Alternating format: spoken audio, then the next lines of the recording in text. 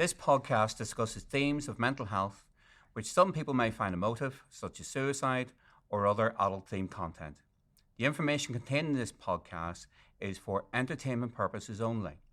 All views expressed are solely those of individuals involved and do not represent the opinions of any entity whatsoever with which we have been, are now, or will be affiliated. The information is not meant to diagnose or treat any mental health condition.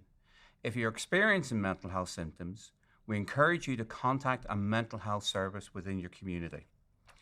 If you're experiencing a mental health emergency, please seek the relevant support and interventions by presenting to your local accident and emergency department or contacting the relevant emergency services.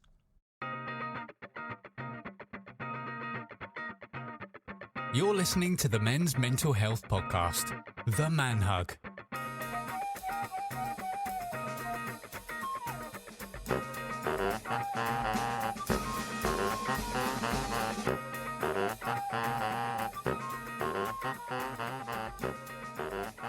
Welcome to The Man Hug, the monthly men's mental health podcast. I'm Dean McShane.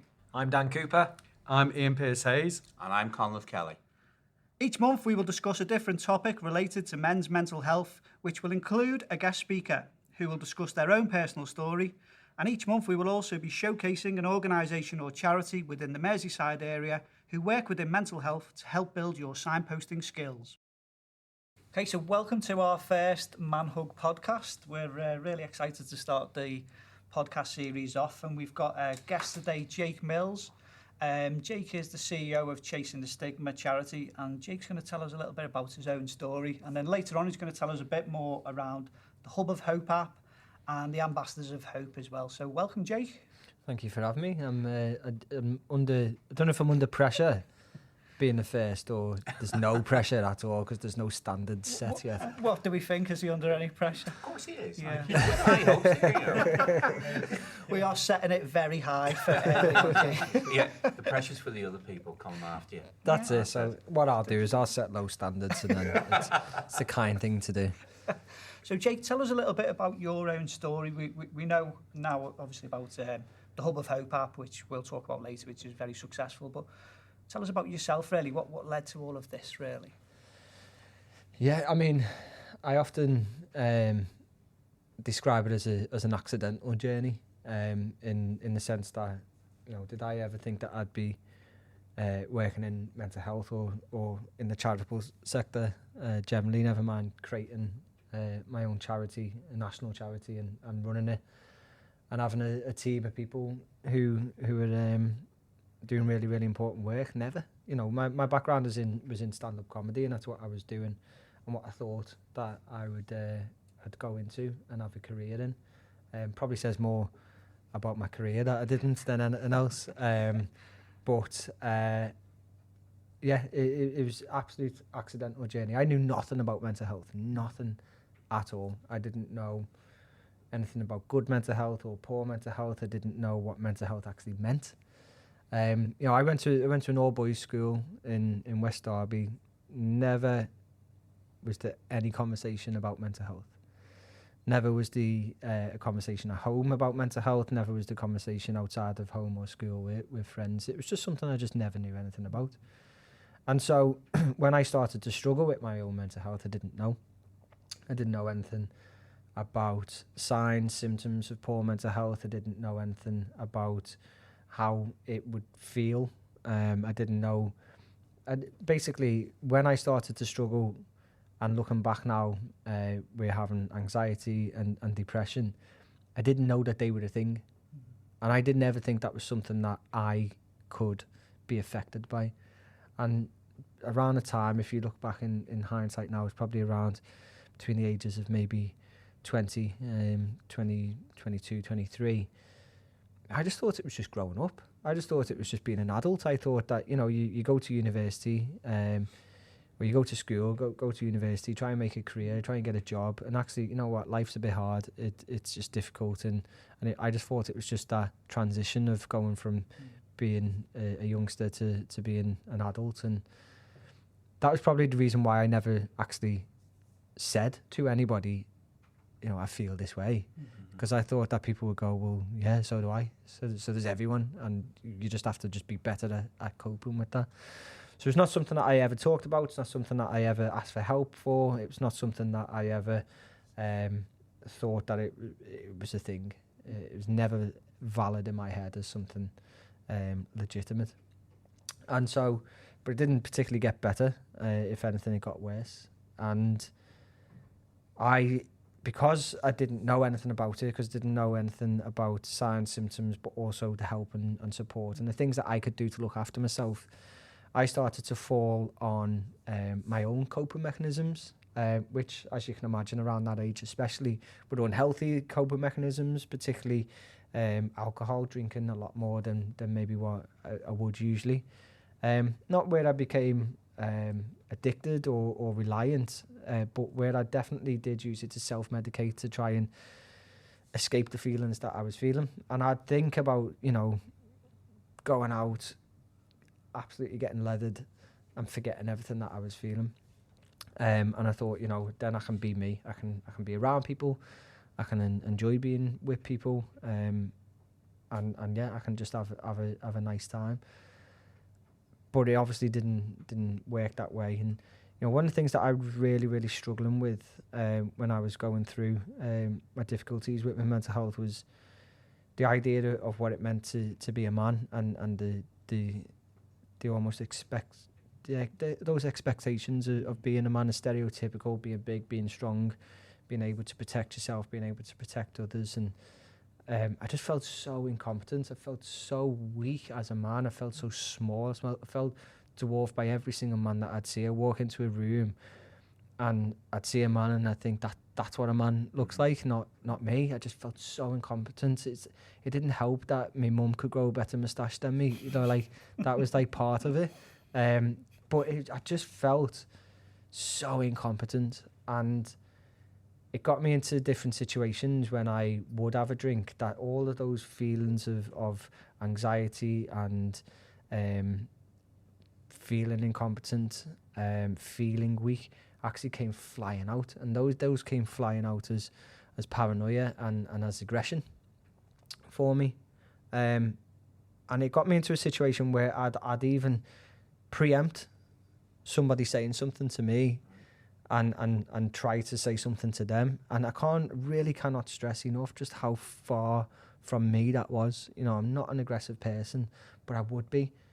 And it is relevant because I actually got into a fight with a bouncer in a club, and I know it's surprising, but I lost that fight. I ended up in a hospital getting my head glued back together, but you should have seen him. He was fine, but it was close. He blocked his... Yeah, your face blocked his punch. Yeah, I think he chipped a nail, and I think he got some of my blood on him. But it looked like it was his, so I look great. But it was a significant moment because I said, I'm going to sue the bouncer, I'm going to sue the club, and I went to a solicitor. And this solicitor said to me, do you know what would be really good if you get some counselling and it bolster your case.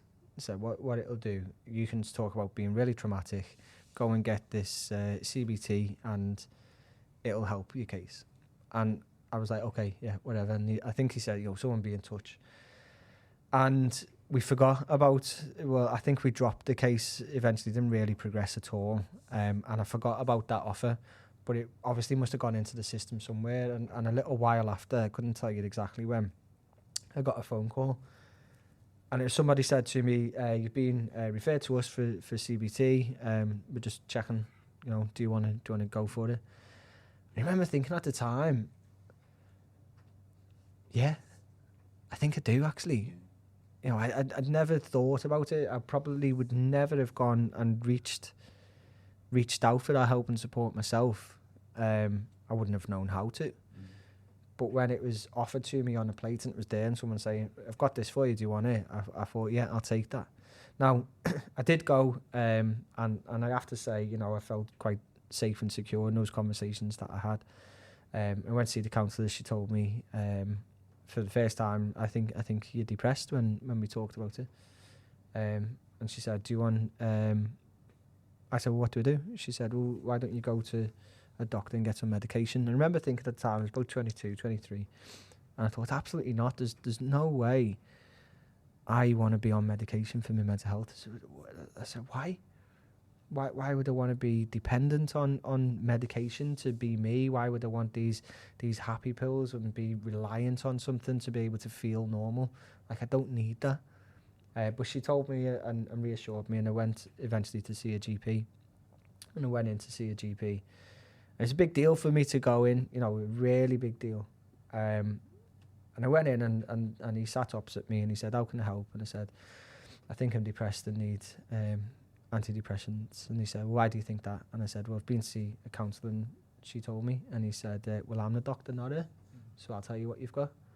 And I said, doesn't matter. And I left and I walked out, and I remember being visibly upset. I remember feeling like that was a big deal for me. I was really vulnerable. I was already unsure whether I even wanted to go through that process. And the power of words, that GP on that day, whether he was upset with somebody, whether he was upset with getting referrals from somebody, whether he felt questioned by somebody, whatever that might have been, he made me feel like I was lying. Mm-hmm. The simple words that he said was, well, I'll tell you what you've got. I don't believe you, is what I felt. I felt and I heard, I don't believe you. And so I left. I never had any follow-up or check-in. Eventually I did still go back to the counsellor, and I did go to a different doctor, and got antidepressants. Now, in truth, I probably wasn't really ready for the process of going through the CBT that I did do at the time that I did do. I went under one reasoning, and then suddenly a lot of other things opened up. And what was happening was I was leaving those sessions feeling really vulnerable, and I never opened up to anybody else. I didn't tell anybody that I was going to these sessions. So I had no way of debriefing what I'd talked about. So I'd go in, I'd talk about this stuff for 40 minutes, and then she'd go, okay, that's great, I'll see you next week.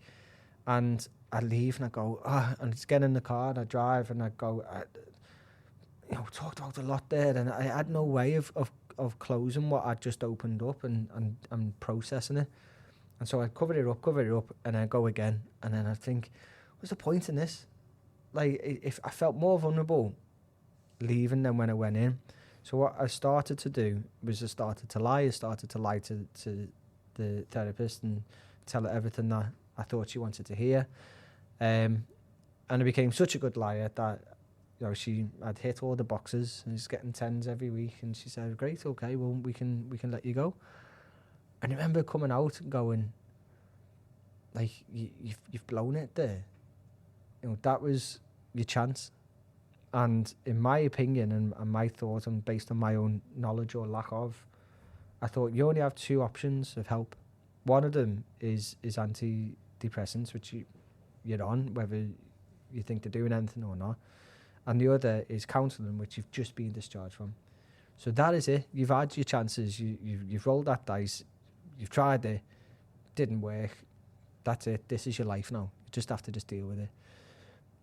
And so I tried to, and I tried to deal with it and do the things that people tell you to do, and exercise and spend time with friends and family. The problem is that I became so disconnected from everything in my life, from people, from music, friends. I'd get to a point where if friends asked me to do anything, I'd cancel it, and I'd do it so many times that I'd stopped getting asked. And so I felt so isolated. I couldn't listen to the things that I'd used to listen to. I couldn't connect to anything. I couldn't enjoy the things that I'd usually enjoy. I couldn't go to an Everton match and enjoy it, and that's a really bad example, actually.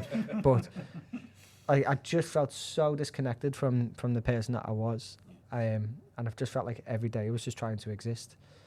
And then this one day, out of the blue, when things just felt so much and too much, I'd never thought it before, but I just got an absolute crystal clear thought that just said, why don't you just take your own life?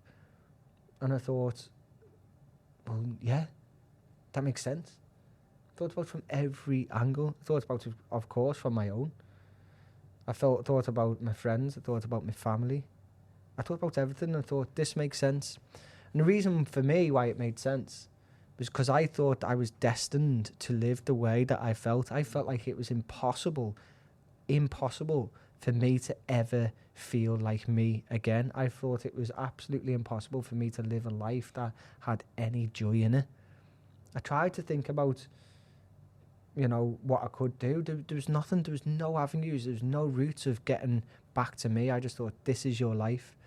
And so when people were saying to me, you know, oh, worried about you, or are you okay, or actually that made me feel worse, because I'd think, well, there's nothing you can do. And I felt like such a burden, so that when I did think about, you know, obviously ending that misery and pain for myself, but I thought about, you know, my parents or my girlfriend at the time, and I'd think, well, I can stop wasting their time, and I can be healthy again. They can move on in their lives, and they can, yeah, they'll be sad for a little bit, but you know, they'll be able to move on. And so I took myself to a quiet place, and I tried to take my own life, and I talked about the feeling that I had about being a man. And one of the things that I always wanted more than anything in the world was to be a dad, and that was my ambition. You know, it was never anything about, you know, I obviously wanted to do stand up, but my goals in life were not driven by money or career. It was about being a dad and having a family. And I was so convinced that I was so inadequate as a man in general. I was convinced that medically I couldn't be a dad. I was absolutely convinced that I'd never be a dad.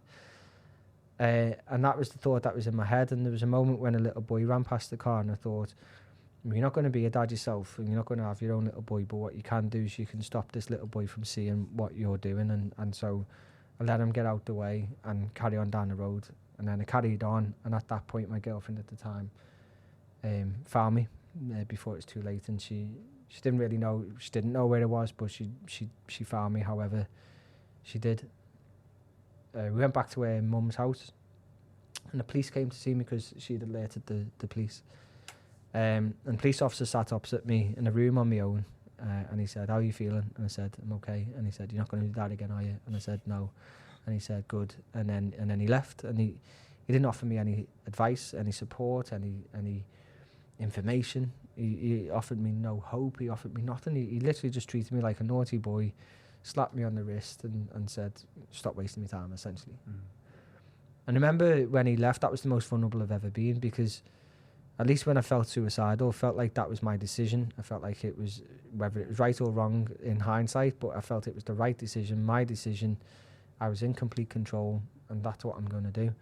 To come out of that, not only having to face the reality of what I was about to do and the effect that would have on my parents and my girlfriend who were there, to not know whether this would ever be used against me, to not know whether I even had a criminal record. I didn't know. The police had come out to see me. I didn't know whether this would go against me. To not know if I'd ever be well again. That was the most vulnerable I've ever been, because I thought, I don't know where to go. I don't know what I do. And so when he left, I thought, again, you're on your own. But the biggest difference and the turning point in my life was actually I wasn't on my own. Because I'd gone through that, and suddenly my parents knew, my girlfriend knew, my sister knew, my friends knew, actually I wasn't on my own. And all of the hiding, all of the lies, all of the shame, all of the everything that I'd done to try and keep this from people was out on the table. Now, don't get me wrong, it was not a moment when everyone went, this is fine. Nobody knew what to do. Yeah. But the very nature of not hiding anymore, you know, my parents, they just said, well, we don't know what to do, but we'll make sure that we do everything that we possibly can. And just that alone, when I'd been to a counsellor who I was lying to, when I'd been to a doctor who I felt like didn't believe me, told I was lying, when I just had the police who said, you know, stop wasting my time, essentially, those words of saying, we're here and we'll do everything we can, it just made me feel like I could trust people and I could be open about it. And it took a while. It's long, this, isn't it? I don't want to stop you, Phil. Like, you know, but what about? But shut up. No, what about, like, you know? Obviously, you went to all these professional people. I was like, no more or less doors were closed, that kind of thing, you know. And then it was, fortunately, family, friends, loved ones. Did it take a time for you to actually then go to trust a professional again? Well, interestingly, one of the again, it's about knowing what to do. Yeah. So you know, the police had left me, told me, you know, don't do this again.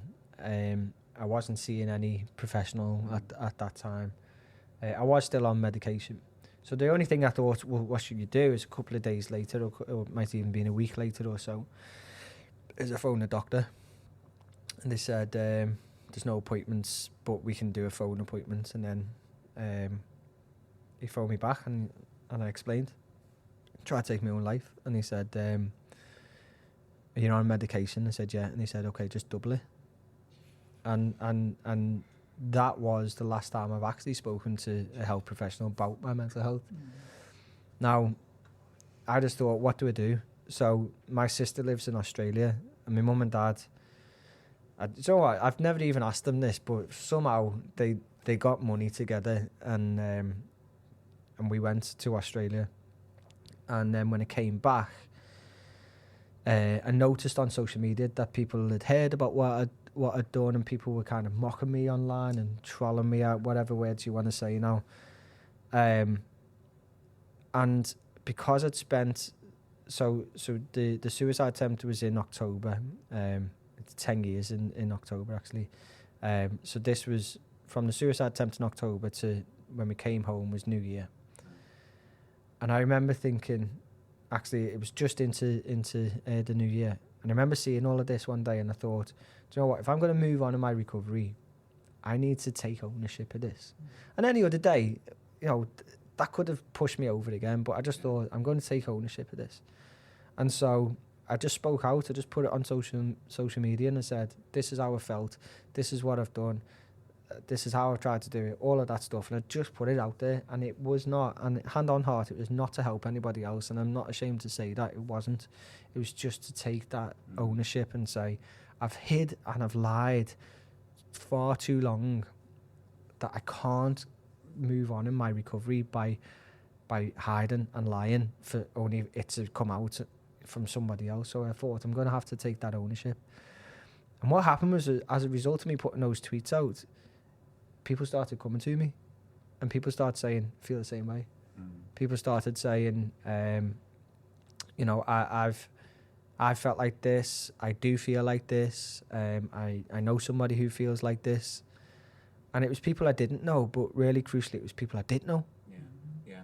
And it was people who were close to me, like really close friends who I speak to really, really often, saying to me, actually, I'm on antidepressants. And I didn't know that they were. They didn't know that I was. And I just had my eyes open to how many people were going through the same thing at the same time, or feeling like they were the only ones. And then, long story short, what happened was a couple of months later, Robin Williams took his own life. Yeah. And the press started to look for who was talking about suicide in particular, but from a comedic point of view as well.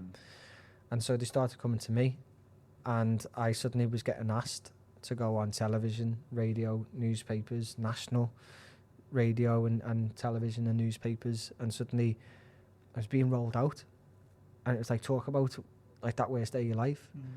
And what happened was, every single time I did do that and I left, people got in touch with me, asking me for help, asking me for like urgent crisis support, people telling me they were suicidal and they needed me to stop them. And this was through like my own personal Facebook or email or Twitter, people sharing that. And I thought, I have a responsibility. Me going on and just talking about what I'd gone through was one thing, but what happens after? What happens when these people are coming to me asking for help and support? And I need to be able to do something about it, because I've got no idea. And so that's why I decided to take what I've done and to put it into creating a charity which was called and is called Chasing the Stigma. And what I wanted to do through that charity was to try and do things a little bit differently, to talk as people talk, to look as people look, to just be as ordinary as we possibly can, so that we can appeal to people like myself who'd never engaged in that mental health world before, who'd never thought about it, never spoken about it, and actually put it to people in a way that they will understand. Just on that point then, Jay, you know, when you're looking back at sort of, you know, that day of crisis, if, for example, you could go back and have a chat with yourself, what types of things do you think you could be able to say? Well, this is what's really interesting, looking back and having to learn myself over the years, and the things that I have learned. You know, one of the biggest things for me that lesson was, as I just said, is how many people felt the same way as me. And I believe that there's two big differences when it comes to our physical health and our mental health and how we talk about them. I think with our physical health, we generally have a perception about what that means. And so if you go into a room of people, if you go into a pub with a load of blokes, or you go into any room and you say, tell me, let's do word association, what do you associate with physical health? They'll probably say exercise, they'll probably say, you know, running, they'll say the gym, they'll say eating well, they'll say looking after yourself, they'll say all these things that are aspirational and talk about how to be working towards peak physical fitness. If you went into the same room to the same group of people and said, tell me the words that you associate with mental health, they'll say depression, anxiety, schizophrenia, eating disorders, panic attack, suicide. They'll talk about one as an aspirational fitness, let's look after ourselves, and something we all have. And they talk about one as illness. Mm-hmm. And so the perception of that is so different. But the other thing is that with our physical health, it is absolutely drummed within us from the earliest age what to do if we feel unwell. You know, from kids as young as they can talk.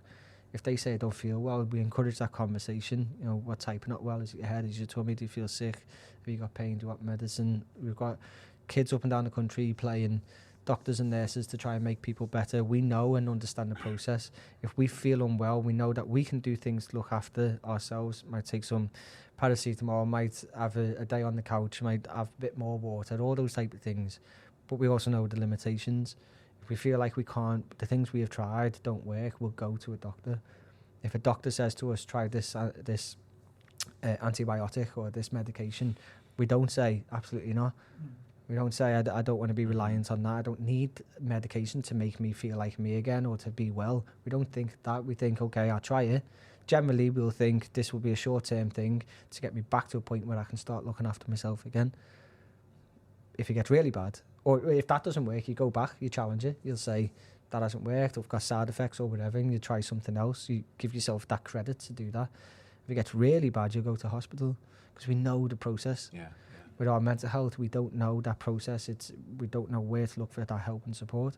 So if you look back at the learning that I've got now and my experience, and at that point in crisis, or even at different points across that story, if I would have known when I come out of that counselling session that actually I don't have to talk to family and friends if I don't want to, but there's other organisations and other groups and other places, whether that's something like football or whether that is art or whether it is just texting, to do that debrief. You know, then maybe I would have allowed myself to go through that process a little bit more. Or I could have asked her. I could have spoke to her and said, when I leave here, I feel really bad. What would you know, if I would have known there was other options of support, when I went to see the doctor, if I would have been able to get other options of support, or when that police officer seeing me, if he would have said, don't do that again, but if you ever do feel like you can, you know, there is help and support there. I look at me in that position, what would I say to myself? Probably the biggest thing I would say is that you don't have to know how you are going to get better. You don't have to know every single step to be well again. You don't have to know all of those different steps of progress to be able to be healthy. All you have to do is take that next one. That's it. Just that next step is all you have to focus on. And that could have been just telling my girlfriend, telling my parents, telling somebody. It could have been texting a text, it could have been anything else. But I the life that I have now was impossible. But the girlfriend who saved me at that time from that car is now my wife, and we've got 2 kids. Nice. The life I have is it seems so impossible. And if I would have sat there and planned it, I wouldn't have. Yeah. But that next step is all that mattered. Amazing. Thanks so much for telling us your story. Honestly, it's such a powerful thing, and hopefully, you know, the end part that we're going to discuss, hopefully that will give people some answers of how to access some support as well. But thanks so much for talking like that, Jake. So last thing, Jake, the thing that resonated out of your whole sort of talk there was the little boy that you saw, and that saved your life pretty much. Yeah. Can you still picture that little boy? Or Yeah, he was on a scooter. I remember his dad was a little bit further back than him, with like a younger sibling. And yeah, it probably did, because it didn't make me change my mind, but it gave me a chance to stop and wait, and that actually gave a chance for my wife now to get to me. And yeah, but this is, things will happen, and yeah.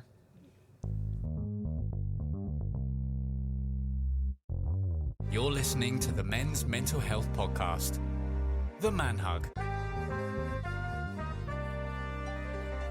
Okay, so this is the part of the podcast where us, your loving hosts, will discuss each theme each month. But with this being the first podcast, what we thought we would do is we would basically tell everyone why we've chosen men's mental health and why we think it's such an important area that needs to be discussed regularly.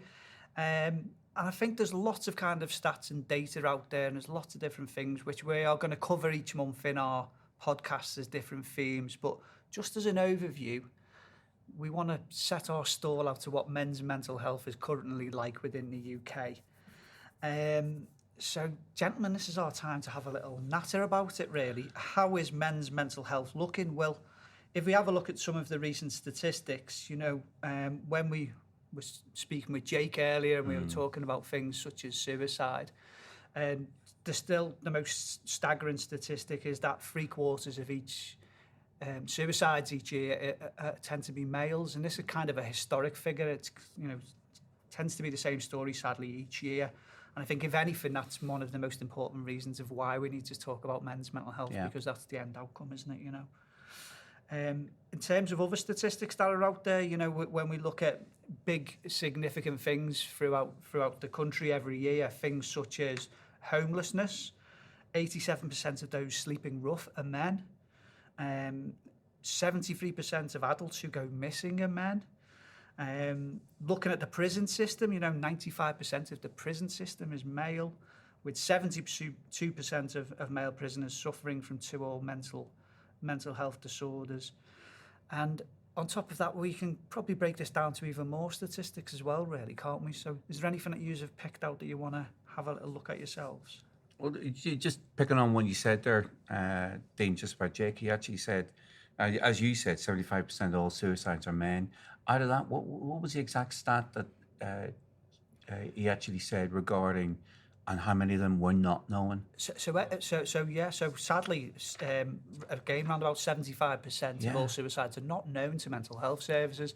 And one of the important things with that is, well, who is it that they're actually speaking to? So are they having a contact with someone who is a healthcare professional at some point?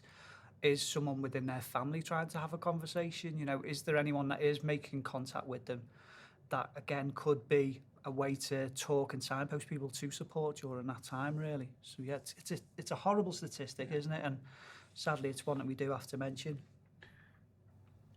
One of the shocking things for me that Jake mentioned was that, you know, he's nearly 30 years younger than me, and yet still that wasn't discussed as a young person at school, in his various different sporting clubs. It still wasn't discussed. And I'm thinking, you know, 30 years on from when he was a young person, do we discuss that now? I think there's an element where we do, but there's still that division, and Jake mentioned it again about that difference about physical and mental health.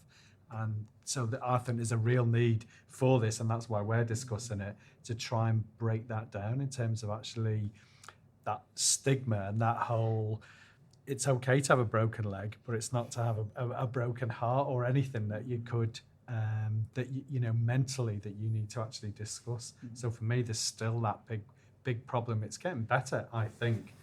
I think it's definitely about breaking down those sort of those gender roles, aren't they? So we know that obviously the statistics back everything up, don't they? That men are more likely to not disclose any issues with mental health, and more likely to commit suicide and things like that.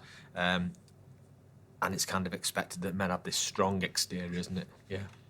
Yeah, because one of the things as well, like, as you quite rightly said, Ian, was the fact that, a young man, but as we also see as well, the statistics actually show, like, it is older men as well, like, middle-aged men, it's around those kind of issues. As we said, we got those two different generations, the pre-war, the silent, who's just like, don't say anything, the post-war, which is the me generation as well.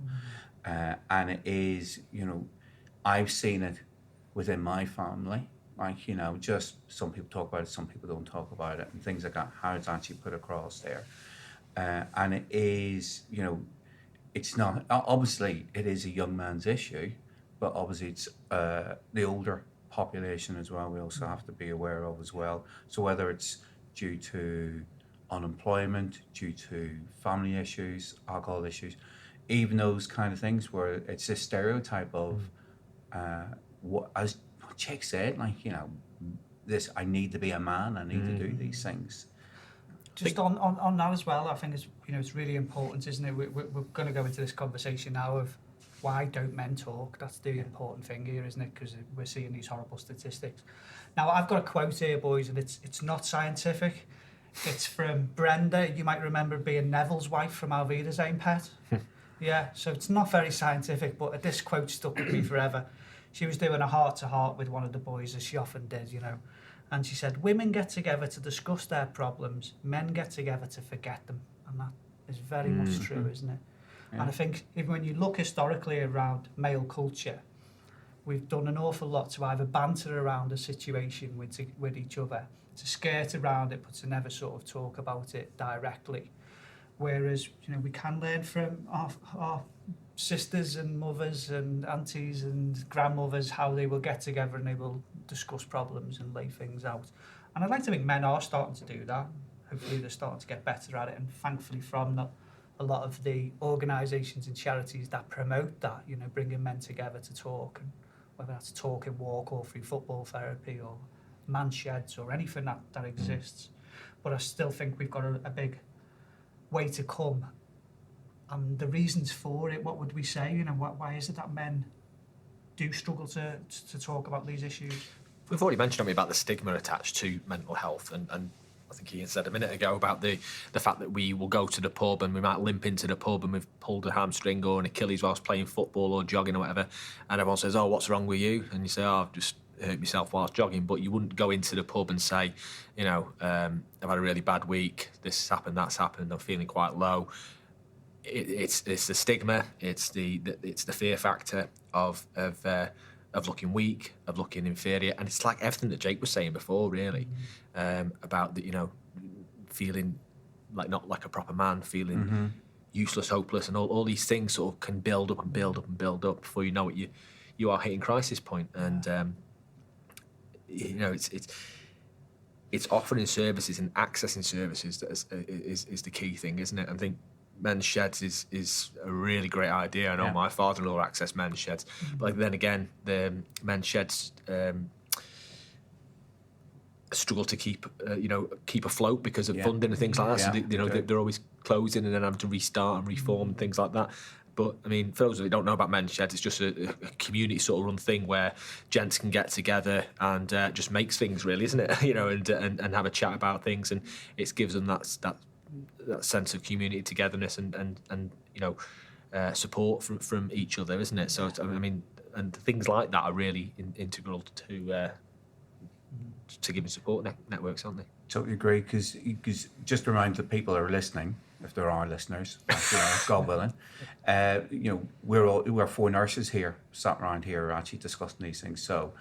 But even within nursing, there's high rates of these things. But as we know, it's very female-dominated, things like that, whatever. So I wouldn't say we've got insight, but maybe there's more pressure on male nurses to be more male, those kind of things.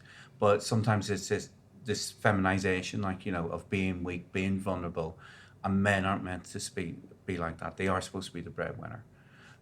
That's how society, not society sees it, but it's this perception that whether it's society puts on it, they put on themselves, the love, you know, people around them maybe do these things, this expectation. I think, you know, sometimes those are the things that come into it as well. I think one of the sad things that has been done from research in the last couple of years is when they've looked at certain suicide rates across the country and they've looked at pockets of areas, they have seen that there's been areas that are probably at the high end of the spectrum where they are, for example, ex-mining towns, or big rugby communities, because if you think about these areas, especially rugby type towns, which, you know, we have so many in Merseyside, one of the first things you are taught as a child, a young boy playing rugby, is to never show any pain. It's the first thing that they actually show you, and if that then plays into your psyche for the rest of your adolescence and going into adulthood, that I can't show pain, how else is that going to express into everything else as well?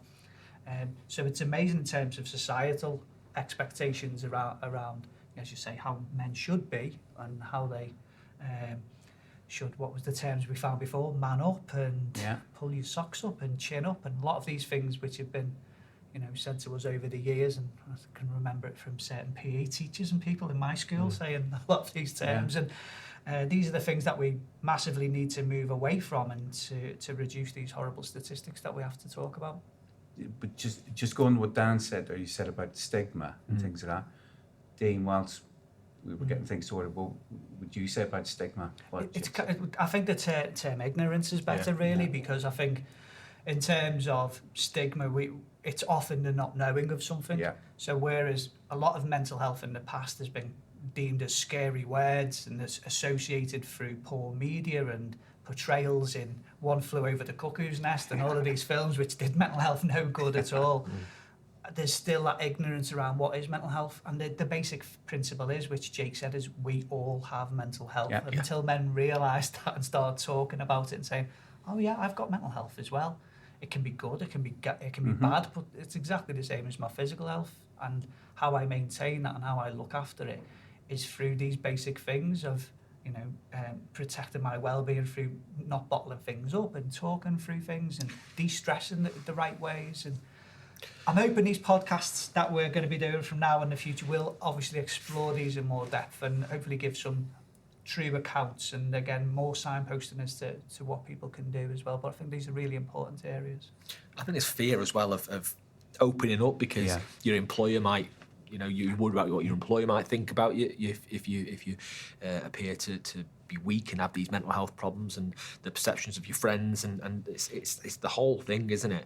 And I think one of the main purposes we want to do this is to try and change the culture and the broader society, and get people recognising that that's so outdated now. You know, that's a way of behaving that is just not conducive with modern society, and we need to change that culture. We need to talk so much more to each other about the real things that are going on up here in our heads, you know. I think I'll keep using this term, but normalisation is key for this. You know, it is normal to not be okay. That is just the basics of this. You hear this statistic all the time in the UK: 1 in 4 people have mental health problems, but they're just the people that go and get diagnosis. They're the people that go to their GP, or they have the luckiness of seeing a psychiatrist or accessing service. We know this is much bigger than that. Well, it's 4 in 4, because we need to get the point across that everybody has a mental health, and everybody will be susceptible to having mental health problems. Whether they be a mental health crisis, that's a different thing, isn't it? But we need to just address, you know, the elephant in the room here, that we all have down times. We all have, you know, days where we're feeling fed up, unsupported, you know, anxious about particular things, and it's acknowledging that. But when that becomes all-encompassing and takes over our lives, then it's knowing the support that's out there, knowing we need to talk to somebody, and knowing that there is, you know, support and we can access services. Yeah, definitely. Yeah. So, as you say, Dan, like, you know, whenever you look at those things, like, you know, if somebody is like that, it's also their reactions. How does, I know we're obviously focusing within men's health, whatever, how does that man deal with it? As Jake said, like, you know, it was through alcohol use, is it through anger, aggression, and things like that. So sometimes, if this is actually occurring and happening, actually going, what's going on? Are you okay? Like, you know, this isn't you. Yeah. You know, those kind of things. That's not the usual you is key for this, I think. You know, people always say, how will I know if someone's unwell? And I just say, well, what's the usual then? What things are they not doing now? What's being taken away from their normal life, or what's being added to their life? So it's looking for any kind of red flags, anything that is kind of stopping them doing things that they would normally be doing. They're key sort of red flags. And then it's knowing that you don't have to be the professional to have a conversation with someone, which is the key thing here. You know, don't think that by asking someone, are they not okay, is that going to make things worse? This could be the first chance where someone's actually had that chance to be listened to and to open that valve and say, actually, I'm not great at the moment and this is why. And then, we, you know, through signposting to services, which Jake's going to talk about with the Hub of Hope, you can actually help provide people with the right support so they can access that straight away. You know?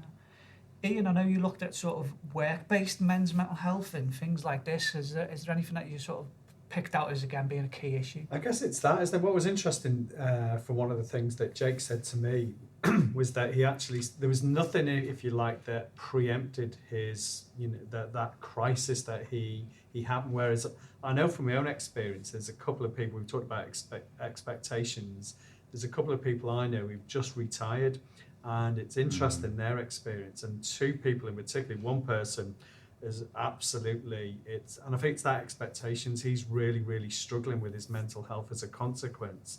So I think sometimes there are landmarks in our life that those expectations, mental health affects everyone, men and women, you know, that there's no dispute in terms of that. It's how then we're looking at in terms of how men tackle that. And I think all the things that when they've looked at particular workplaces, things like, you know, the excess hours that people do in the workloads, I guess we're still in the impact in terms of COVID, that's how people working at home, coming into work less, the low pay, the long hours, the cuts that in terms of short staff, all those things seem to be prevalent in lots of workplaces. And you speak to staff, anyone, and they will say about those, I guess, that lack of morale, that lack of being able to talk about these things. And I think for men, we just don't do it. Whereas I think, you know, we all know women in our lives from our, you know, our partners, mums, sisters, you know, kids, and they do talk, you know, they talk about their sex lives. Men don't do it, or if we do, we exaggerate it or we make it up. And I just think it sets up, I guess, these false expectations. And I think it's being able to talk, because the thing that sticks in my mind is that it's when Jake was in his lowest point, people actually said, well, I felt like that, and this has happened to me, and I'm on medication, and I actually get therapy. And it was then that normalising that, oh, actually, I'm not on my own. And that, for me, was like, it's almost a realisation that actually I'm not on my own here. And that was obviously part of, for him, making sense of what had absolutely happened and the tragedy and the crisis that he was in, and actually overcoming that. So I think for us, it's, as men, is to actually talk about it and to recognise and give time and being kind and actually recognising from some of the red flags that you've pointed, but really try and give him time and be kind and listen to each other, isn't it, to have that opportunity to talk? Yeah. It's recognition as well of that, you know, you are going down that mental health downward spiral. And like Jake said before, you know, he sort of noticed that he was changing, he was getting into trouble in nightclubs and things like that. And obviously from the literature we've been looking at, you know, in preparation for the session today, you know, with males' mental health, they may change their behaviour and they become more angry about things, you know, irritable, sudden outbursts and things like that. So anybody who's listening, if that's you at the moment, then, you know, is there a reason for that? You know, is it worth, you know, taking a step back and thinking, why am I behaving this way? Do I need support? Am I struggling with mental health at the moment? Because I mean, I can talk from personal experience, you know, it's very easy to ignore your mental health for all the reasons that we're discussing. And it takes a lot of bravery to acknowledge that you're struggling with your mental health. And that's why I said to Jake before, to be a young man in his early 20s and to access support the way he did, and to come up against the resistance that he did and the letdown that he felt with regards to the experience with the GP, no wonder he left that GP surgery thinking, where do we go from here and things like that. So it's that self-acknowledgement, isn't it? Definitely, yeah. I think one of the biggest causes of poor mental health is stress. And one of the things I've always found from working with men is that men are often not very good at identifying what stress is. And that might sound a bit silly, but I've assessed a lot of men. I've said, what stresses have you got going on at the moment? It's like, oh, nothing really, just me typical life. And then when you break that down and, they're doing 14 hours a day in a lorry coming home to 6 kids and they've got bills and they've got this, that's just what they've become accustomed to, and that's their life. They can't see that as actually this is very stressful. So acknowledging your own stresses is a massive thing. Yeah. It's that straw that broke the camel's back is always what turns into mental illness, but it's those gradual stresses all top of each other. Eventually they will break down into poor mental health. And I think just having an awareness and sitting back and thinking, actually, what stresses have I got that I can control at the moment, that I can do something about is so key. Yeah, because it's that kind of, I'm socialised into this, my dad did this, I did this, my mates did this is the way it is. And it's that, I've had myself, whether this bolt just hit me right in the head, and I just went, oh, hang on, this isn't right. Things like that, whatever. And it's actually being able to do those things and actually look at between quality and quantity and things like that, whatever. I don't mind admitting it. I'm in a fortunate position, economic-wise, financial-wise and things like that. But these are a lot of the stresses and strains. So if we look at the socio-economic status of some of the people, whenever it comes to male suicides, it is within the lower socio-economic. And then we've also had pandemic, we've had the effects of the Ukraine war, the heating crisis, things like that. We have heating banks and things like that. How does this male breadwinner, as you said there earlier, it's been normalised. This is the way you're supposed to be. How does this male breadwinner feel like? How is he doing with these things? And it's like what Jake said. I could fix all these problems by just going. Yeah. And that's it. Whatever. So. Brilliant. Well, that's a happy note to end on, isn't it? I think what's really important, just to finalise on this, men, it's okay to not be okay. Definitely. Reach out. There's always someone there that will listen. There's so much support and resources probably on your doorstep. Jake's going to talk in a moment about the Hub of Hope app, and I'd probably suggest that if you want to look for what exists on your doorstep, where to go for help, who to talk to in the first instance, there will be a lot of support in your area, so access that.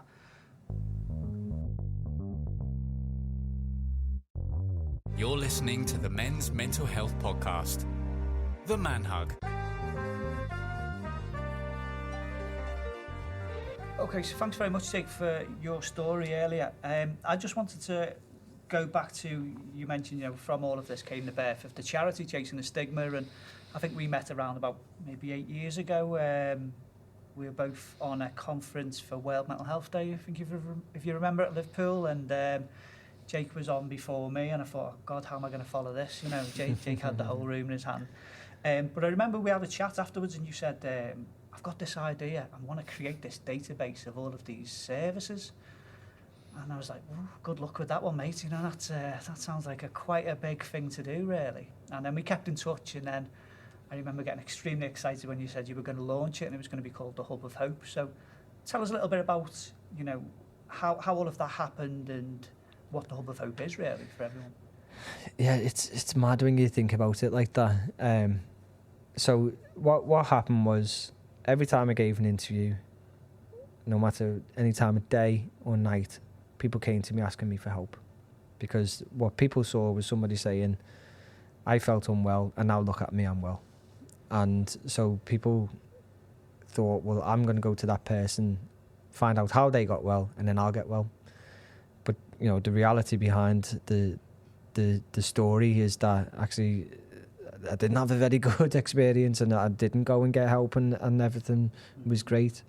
So when people coming to me asking me for help, I thought, well, brilliant, because that's giving people encouragement, and they've taken that first step. I talked about what's that first step, think about that first step.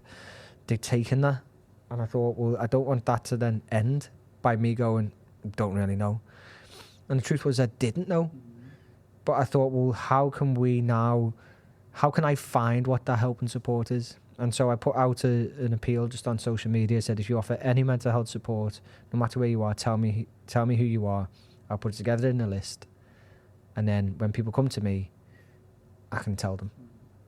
And what happened was, that people did start to do that. And that list, which was just a spreadsheet on my computer in my room in my mum's house, it started at 10 to 20, and then was building to about 50 odd maybe. And then I had a lot of coffees with a lot of different people, and eventually met an organisation in Liverpool called Mashbo, who said, well, we can make it, and we'll make it into a website, and it can be a basic directory of services. What I was thinking about was that the reality is I can get on a train usually, and I can travel anywhere in the country, and I can get off, and I've never been there before. But if I want a kebab or a pizza or a curry, I go on an app and I'll find it. And I thought, well, I can be born and raised in one place and not know about the help and support that's available to me. I wanted to take that same concept. You can go on there, you can type in a city, town, and postcode, or nothing at all, just press find nearby, and it'll tell you the local support. And what that has turned into now is the biggest and most comprehensive mental health signposting tool of its kind in the UK. Round of applause, everyone, round of applause. So we've now got over 10,500 services listed on the Hub of Hope, where we get, and we're used by NHS England. We're added on NHS.UK, used by Mind, by Network Rail, by Samaritans, by organisations up and down the country who are now using the Hub of Hope to find local and national mental health support. We were added on to NHS UK, and we went from averaging around 3,000 to 4,000 users a month to averaging 23,000 users a month. But what we wanted to do is create one place where everything is. Doesn't matter if it is NHS, doesn't matter if it's voluntary, doesn't matter if it's paid for private support, doesn't matter if it's an unconstituted walk and talk group who just meet and go for a walk and talk. We want to give people the options. We want people to know there's always help and support, and it doesn't have to be a one-size-fits-all approach. And you can go on it and you can type it in and you can see what's nearest to you. It's really not rocket science. You say it's not rocket science, but as a mental health practitioner at the time when it came out, I remember thinking, I've probably worked in mental health at that point about 15 years, and I thought, this is probably the best piece of mental health technology I've ever seen, because I was able to sit with people who were experiencing a lot of the things you spoke about in your own story and say, did you know that this exists on your doorstep? And the thing is, people don't know what exists on their doorstep. And seeing people go, oh, I didn't know they meet in this church, or I didn't know about this group of people that met there, or this. Honestly, it was absolutely amazing just to see in firsthand how people can actually then just take ownership to go and see these places for themselves. And because of the technology you've produced, it even shows street maps of what the building looks like and the times and everything. Incredible. And you know what? And I appreciate that, but also you talk about meeting 8 years ago, and I remember you were such a massive help as well, because I didn't know anything about this. I didn't know any of this world at all. All I'd done is gone through my own experience and then started talking about it, and then next minute I'm in papers and stuff, and it's like I didn't know. And the help and support that you gave the charity, and I do talk about it as a charity, but let's be honest, it was me on my own trying to work out what I was doing, and the support that Dean offered by getting students to help do these what we called Hub of Hope-a-thons, where we said, let's just find as many services and get it on there. Every single day, certainly for the first few years, and probably still now, I'd wake up and think somebody's going to say, we've already done this. Or you're going to get an organisation with a lot of money who'll go, we'll do our own. And instead what happened was, as I said, organisations like NHS or Mental Health First Aid England or Network Rail started going, we'll use yours. Yeah. And so it has grown and grown and grown. Where when a couple of years ago during the pandemic, we had the former Secretary of State. I can't remember. No one can. Yeah, I think I'm Health Minister next week. Rights to people who were shielding, and say use the Hub of Hope for mental health support. Didn't tell us, didn't ask us, but that's a different story. But we got to that from where we were, from when we met 8 years ago, from doing those Hub of Hope-a-thons and just trying to do something with no money, with no funding, with no staff, with no resources. I think we literally just gave people pizza and said, please help us, to where we are today. I think if I would have sat down and I'd done a business plan, we wouldn't have done it. But I think it could have been done. It could have been done by other people by now.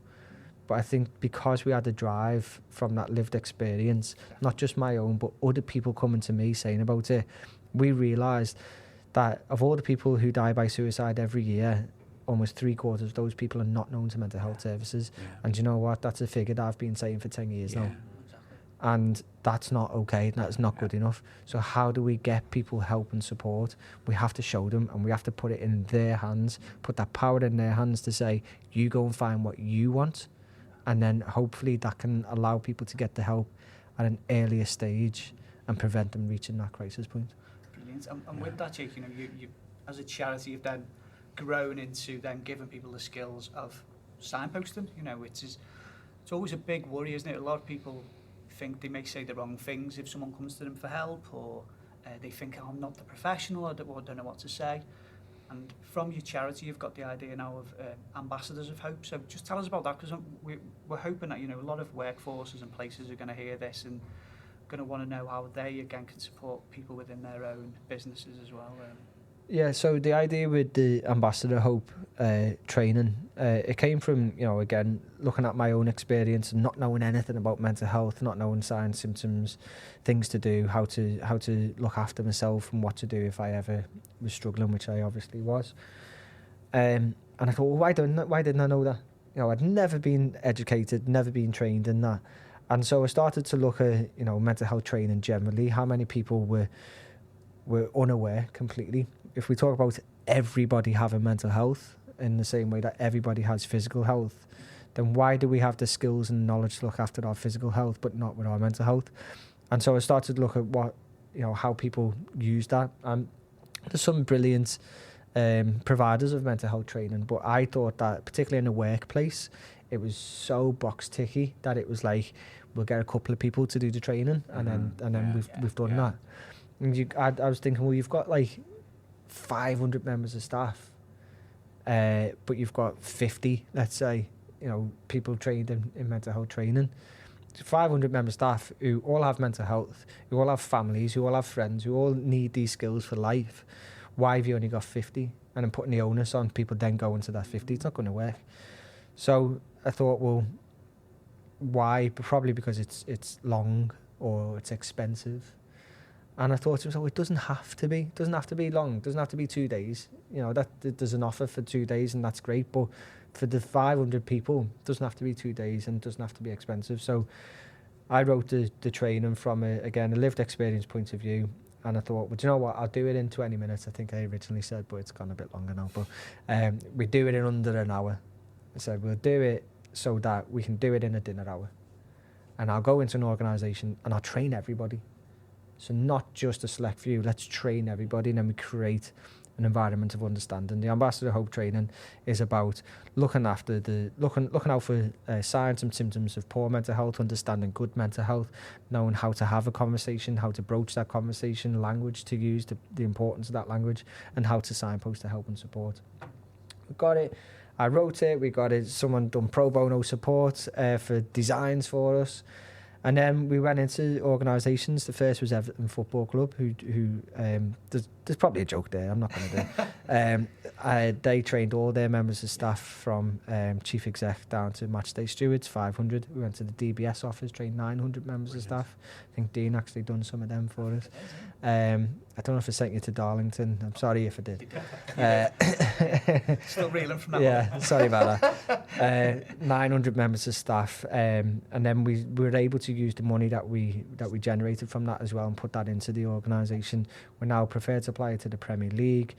We train NHS staff. We train universities. We've trained about 17,000 people in that mental health training programme over the years, which is basic skills. It's not going to make you a mental health expert, but it shouldn't. It's not our job to make you a mental health expert, but to create an environment of understanding, to join everybody in and give them those basic skills so that they can use that either in work or outside of work. I think it's important as well, isn't it, Jake, that anyone can become ambassadors of hope as well. It doesn't have to just be like a business.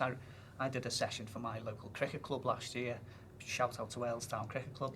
They're actually an ambassadors of hope themselves now. You know, they all wanted to come and just see what they could do if they noticed any of their mates were struggling with their mental health. And from that, they've started a walk and talk group every Saturday as well, and things like this, which is amazing. So it doesn't just have to be organisations, there doesn't be any clubs or pretty much anyone really. Right? Yeah, again, it shouldn't be, oh, well, I can only get these skills if I work for this organisation or if I'm in this particular role. You know, we've now developed an Ambassador Hope Youth where we're going into schools and universities, particularly schools where we can train young people, train teachers, parents, given through teaching the kids, we can give parents stuff as well. It's open to as many people as we possibly can. If you're interested in it at all, then reach out. We also have online individual sessions as well. So if you are an individual who thinks, well, I'd like to do that, then dotted throughout the year, we'll have online ones where anybody can log on and be part of that as well. That's amazing. All of this has come from your own story. So if people do want to access, you know, the Hub of Hope or the Ambassadors of Hope training, what's the best way to do that? Yeah, I'd recommend anybody to just download and have the Hub of Hope on your phone. You can search it in Apple or Google Play Store. If you want the website, it's hubofhope.co.uk. Just have it. Yeah. Just have it. Know what? I hope you never use it. But if ever you or somebody else is ever struggling, at least you can say, well, do you know there is help and support out there? And follow us on social media, which is Chasing Stigma, and you can get information on chasingstigma.co.uk. Respect. Yeah. Nice one. Well, thanks so much, Jake, for being our first guest and such a superb guest as well. We really appreciate it. It's my pleasure. I appreciate that you probably thought this was going to be like a 45-minute podcast. That's now an hour 45 minutes. Totally worth it. Yeah. They're the standards I'm setting. And thanks for saving God knows how many lives. Yeah. No, thank you. Absolutely unbelievable. I really knew just from your own experience, just real precarious and just so vulnerable, and then taking over the world. I just think it's amazing, and so it should be as well. But I just think it's that, even though you probably thought it was 2 people 10, absolutely amazing. But it's doing it because, as you've said, the police, the health service, GPs have failed you.